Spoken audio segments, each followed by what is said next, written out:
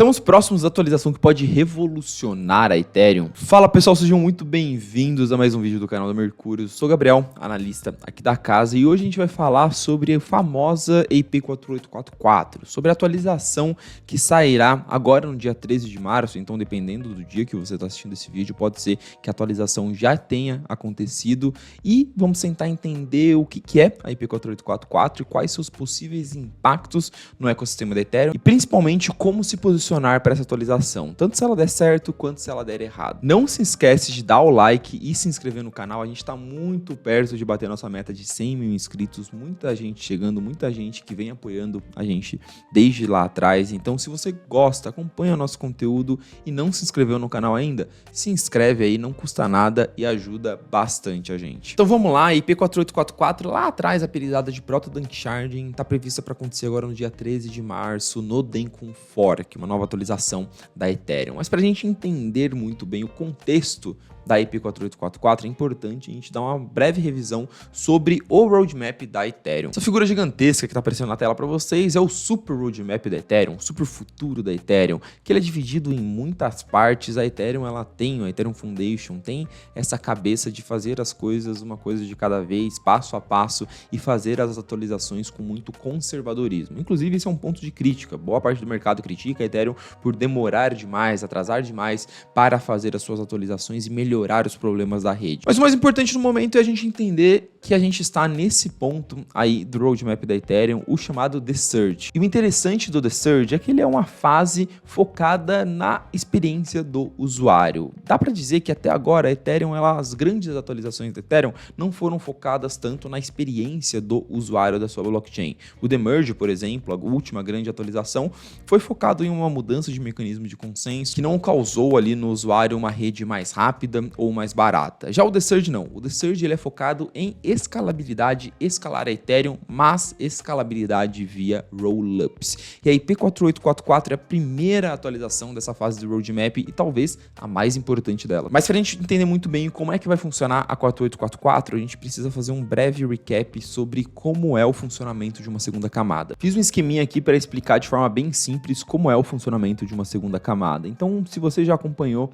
aqui alguns vídeos do canal do Mercúrios ou de outros canais mesmo, você já deve ter entendido que uma segunda camada nada mais é do que uma blockchain paralela. É uma blockchain que roda paralelamente com a blockchain da Ethereum e ela está constantemente se comunicando com a blockchain da Ethereum. Mas uma diferença importante aqui é que uma segunda camada ela só executa transações. Então você vai lá, vai fazer uma troca, vai fazer qualquer transação dentro da segunda camada. O que ela vai fazer é executar essa sua transação e enviá-la para a Ethereum. Na Ethereum, essa sua transação ela vai atingir o consenso, ou seja, a Ethereum ela vai validar se essa transação é verdadeira ou não e armazenar essa transação, armazenar o histórico da segunda camada. Só que uma coisa muito importante da gente entender aqui é que a própria Ethereum ela também executa as suas transações. Você já deve ter feito alguma transação na camada base, que a gente chama de mainnet da Ethereum. E essas transações que são executadas lá na camada base da Ethereum também são validadas e armazenadas dentro da própria Ethereum. Então, no final do dia, a Ethereum está validando e armazenando transações da camada base e das segundas camadas ao mesmo tempo. O problema disso é que, por natureza, a Ethereum ela não é uma blockchain muito ineficiente. Ela tem um espaço de bloco pequeno, ou seja, você consegue colocar pouca informação por bloco, os blocos demoram para serem validados e ela possui um mecanismo de leilão de taxas que faz com que, quando a demanda é muito grande, a rede fica muito cara. Isso é um problema para as segundas camadas, obviamente, porque se elas pagam para utilizar a da Ethereum e a Ethereum é cara, elas pagam muito caro nesse custo. Isso faz com que, atualmente, cerca de 70% a 80% do custo de uma transação na segunda camada seja custo de armazenamento na Ethereum. Então você não está pagando tanto para executar essas transações na segunda camada, você está pagando muito para validar e armazenar essas transações na Ethereum. Por quê? Porque a Ethereum é muito demandada e você está concorrendo com as transações que estão acontecendo na camada base. Isso, obviamente, é um problemaço. No momento que a gente está agora, eu estou gravando esse vídeo pouco depois do Bitcoin ter batido a sua máxima histórica. Então a rede da Ethereum está muito bem movimentada. Vamos tentar olhar o custo de swap de tokens, de fazer uma troca de tokens simples nas principais segundas camadas da Ethereum. A gente tem 1,39 dólares na Optimus, mais de $2 na Arbitrum e $4 na Polygon ZK EVM. Esses custos eles só não são um absurdo por si só, como comparativamente eles são muito altos. Quando a gente compara com os principais concorrentes da Ethereum, os principais concorrentes das segundas camadas, Solana, qualquer outra blockchain que você puder listar, elas são muito mais baratas, o que faz com que competitivamente esse seja um grande problema das segundas camadas. Antes de eu falar como que a Ethereum está buscando resolver esse problema, eu queria te fazer um convite. Mesmo com todos esses problemas aí de altas taxas dentro do ecossistema da Ethereum, a gente teve performances de mais de 300% em algumas altcoins de dentro do ecossistema da Ethereum em 2023. E a gente fez isso encontrando ativos que a gente entendia que tinham potencial e estavam subvalorizados ali dentro do ecossistema da Ethereum.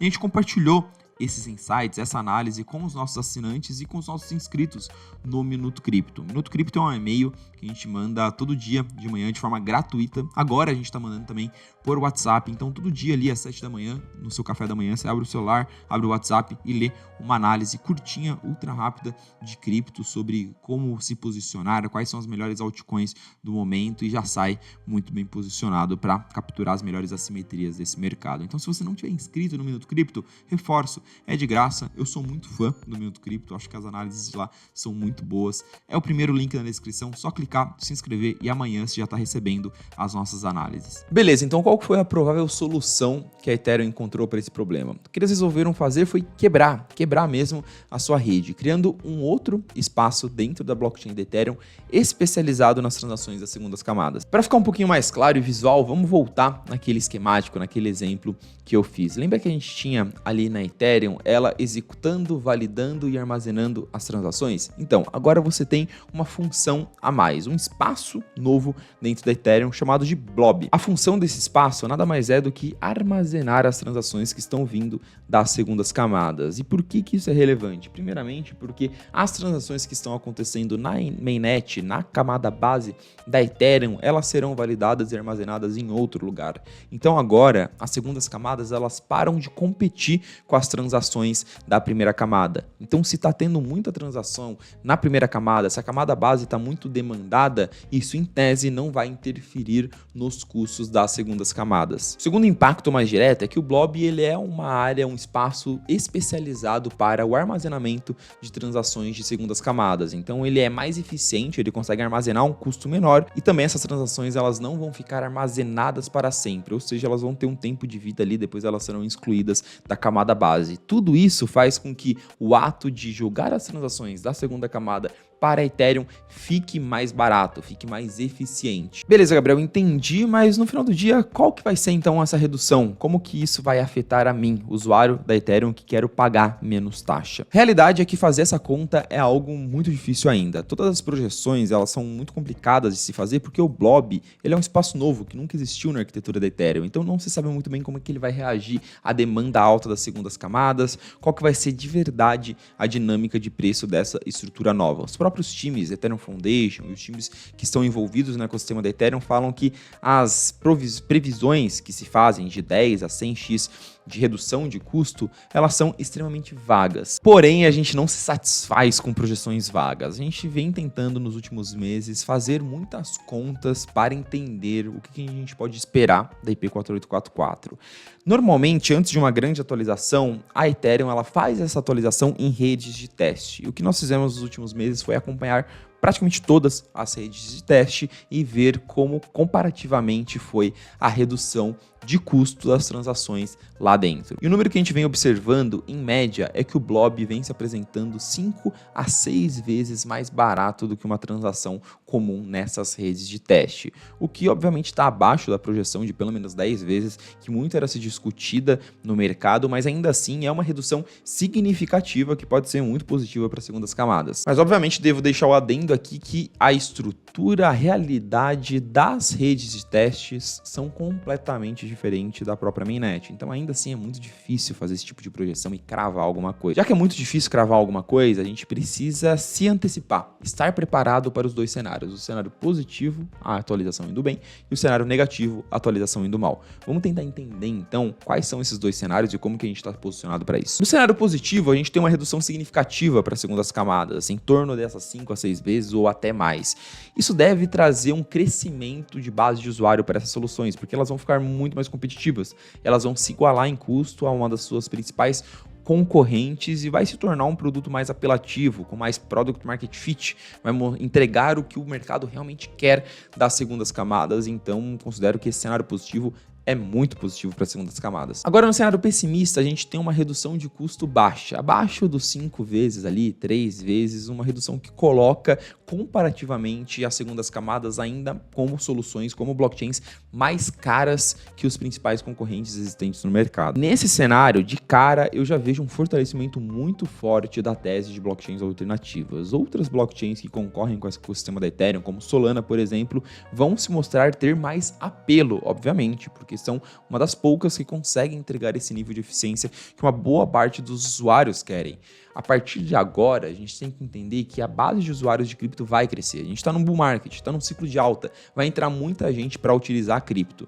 E no momento que essas pessoas entrarem, se elas encontrarem uma segunda camada com uma taxa de $2 por transação, elas vão olhar e vai falar: isso não é para mim, eu vou buscar outro produto. Então, esses outros caras, essas blockchains alternativas, podem crescer mais do que a Ethereum ou as suas segundas camadas. E também a IP 4844 saindo, sendo uma atualização ruim, isso pode passar uma red flag, uma bandeira vermelha, uma sinalização muito negativa ao mercado, no sentido de, opa, vocês tiveram muito tempo para fazer essa atualização e vocês demoraram e fizeram uma atualização ruim.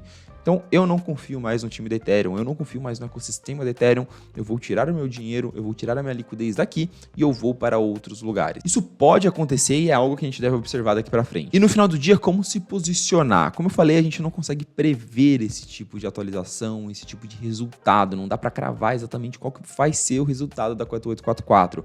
Então, a gente tem que estar posicionados nos dois cenários e é exatamente assim que nós aqui na Mercúrio estamos posicionados há bastante tempo já. Caso dê certo, a gente está bem posicionado em Ether e em tokens de segunda camada. Todos aí sabem que é uma narrativa que a gente acredita e que tem uma certa concentração ali, que tem alguns investimentos interessantes dentro da nossa carteira. Mas caso não dê certo e o ecossistema da Ethereum perca força ao longo das próximas semanas, meses e anos, a gente está posicionado nos seus principais concorrentes. A gente tem algumas alocações grandes e relevantes em blockchains alternativas e em tokens dentro desses ecossistemas, que podem se beneficiar caso o ecossistema da Ethereum perca força. No final é isso, pessoal. Espero que tenha ficado muito claro, muito didático para vocês o que vai ser a 4844 e quais são as expectativas e principalmente qual a forma mais inteligente de se posicionar para esse movimento. Não posso esquecer de te lembrar de se inscrever no canal caso você ainda não tenha se inscrito para a gente bater os 100 mil inscritos e comentem aqui embaixo qual a expectativa de vocês e como vocês estão posicionados para a IP 4844. Estão comprados? Não estão? Acham que vai dar bom? Acham que vai dar ruim? Tô curioso, quero saber o sentimento aí dos nossos telespectadores e até o próximo vídeo.